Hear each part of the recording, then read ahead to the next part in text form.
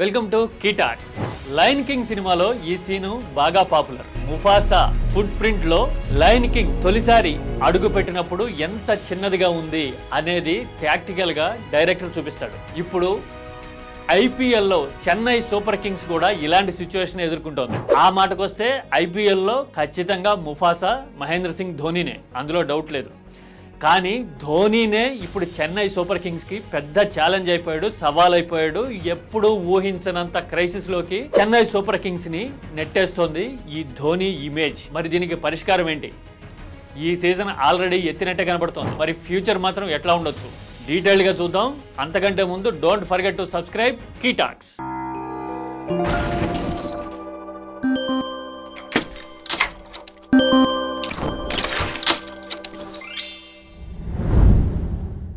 Chennai Super Kings గత 3 ఏళ్లుగా struggle అవుతూ ఉంది. కెప్టెన్సీ ట్రాన్సిషన్ ని సక్సెస్ఫుల్ గా ట్రాక్ మీదకి తీసుకురావడంలో ధోనీ కూడా క్లిక్ కాలేదు. ఒకసారి జడేజాని ట్రై చేశాడు, ప్రెజర్ తట్టుకోలేక జడేజా కాడి పక్కన పరేసి వెళ్ళిపోవడం చూసాం.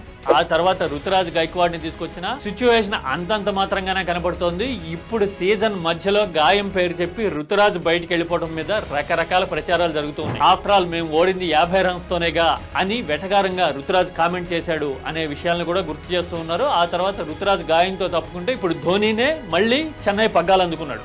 ఏంటి చెన్నైకి అసలు ప్రధానమైన ప్రాబ్లం ఏంటి, దానికి సొల్యూషన్ ఏంటి, డీటెయిల్ గా చూద్దాం. Dhoni larger than life image తో చెన్నైకి సూపర్ స్ట్రెంగ్త్ అయిపోయినాడు. ధోని వల్లే చెన్నై ఇంతకాలం నడుస్తూ ఉంది. కానీ ఈ సీజన్ లో చెన్నై ఫ్యాన్ బేస్ డిసప్పాయింట్ అవుతున్నట్టు, చెన్నై మ్యాచ్లకి వ్యూవర్షిప్ తగ్గుతున్నట్టు, మార్కెటింగ్ వాల్యూ డైనమిక్స్ కూడా డీలా పడుతున్నట్టు ఎక్స్పర్ట్స్ చెప్తూ ఉన్నారు. అందుకోసమే రుతురాజ్ మీద ఒత్తిడి పెరిగిందని రుతురాజ్ తప్పుకున్నాడు అనే మాట వినపడుతోంది. మరి ధోని ప్లేస్ ని భర్తీ చేసేది ఎవరు? ధోని ఇప్పుడు టెంపరీగా కెప్టెన్ గా ఉన్నా తప్పుకోవాల్సిన పరిస్థితి ఖచ్చితంగా ఉంది. నిజానికి లేట్ 30s లోకి వచ్చిన తర్వాత ఏ క్రికెటర్ కైనా లిమిటేషన్స్ బయటపడతాయి.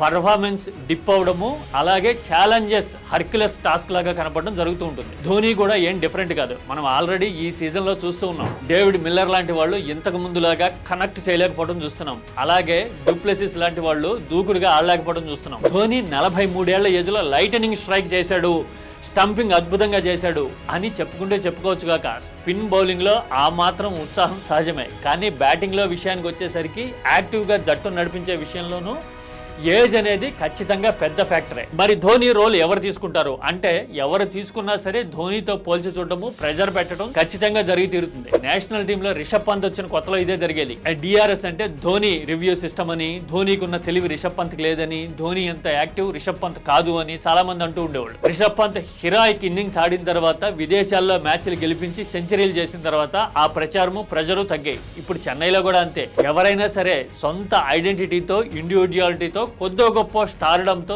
దూకుడుగా ఆడితే కెప్టెన్ గా ఎస్టాబ్లిష్ అయ్యేందుకు అవకాశాలు ఉంటాయి. ఇది మరీ సూపర్ఫిషియల్. ఒక ట్రోఫీ గెలిచే పరిస్థితి కూడా వస్తే గనక ఇక ధోని ఇమేజ్ నుంచి బయటపడేందుకు అవకాశం ఖచ్చితంగా ఉంటుంది.